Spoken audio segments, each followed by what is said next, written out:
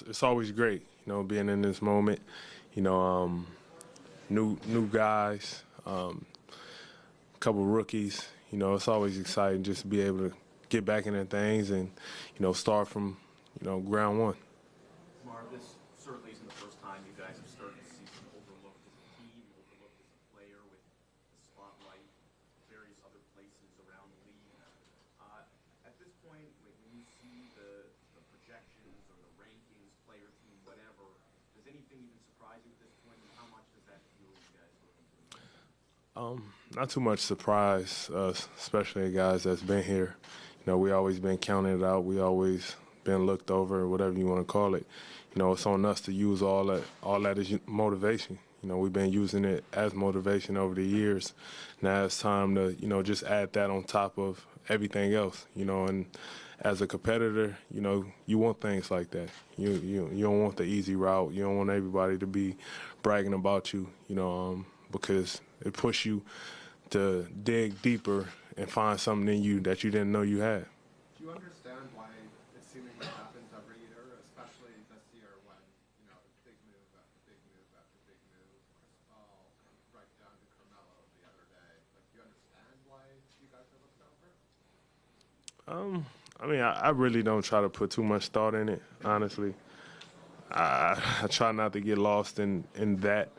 I just try to understand, whatever it is negative that's negative, use that as motivation and, take that to the gym with me and, try to carry that over to try to motivate myself, my teammates, and, everybody that got something to do with the Toronto Raptors.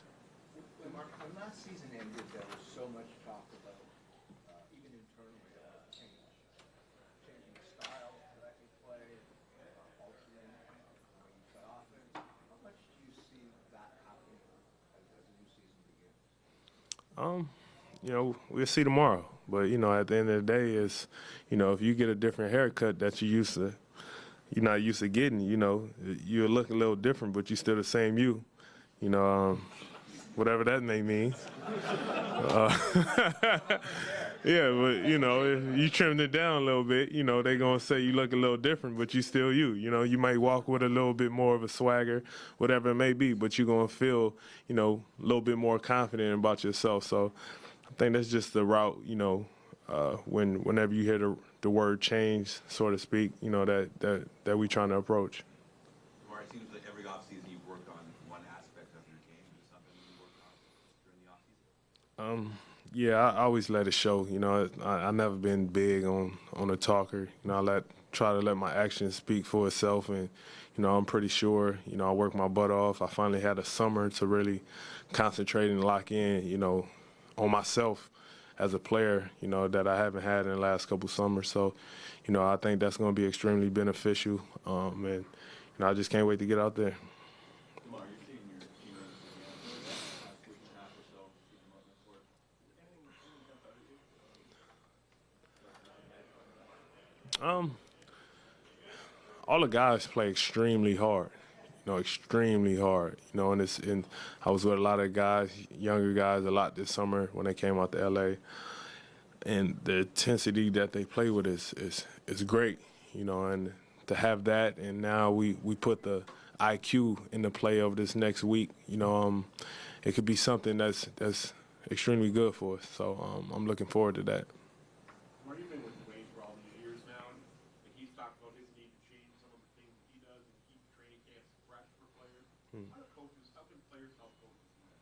Um, just talking. It's on us as a leader, so understanding, what we think will work, or giving ideas, just having that communication, with your coaches that listen, and that's great that we have that, being able to sit down with our coaches, tell them what we think, and sometimes we may agree, sometimes we may not, but at least it's a narrative we could go off to try to figure out what's best for us as a team, and that's great to have that, and I think they've done a great job this summer so far by listening and putting in a lot of things to help us grow even more. You've had that relationship with Wade for now 3, 4 years and sort of evolved.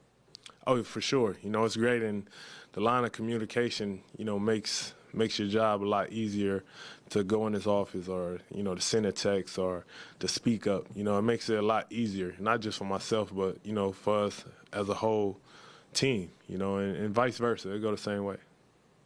Mark, what gives you reason to believe that this could be the year that the Raptors are ready to take the step to becoming the elite team in the East? Many of reasons, but one is, you know, the guys that's been here, we've been through hell, I feel like, you know, at times where we seen the highest points and we felt the lowest, you know, and be able to carry that over, of knowing, you know, this is my ninth year of being a veteran, seeing so much, having success, having failures, you know, kind of putting all that together, going into this training camp, trying to share that with all the new guys, the guys that got to experience it last year. You know, we all got to come together and help each other. And, you know, as long as we do that and stay locked in from the gate, you know, sky's the limit for us.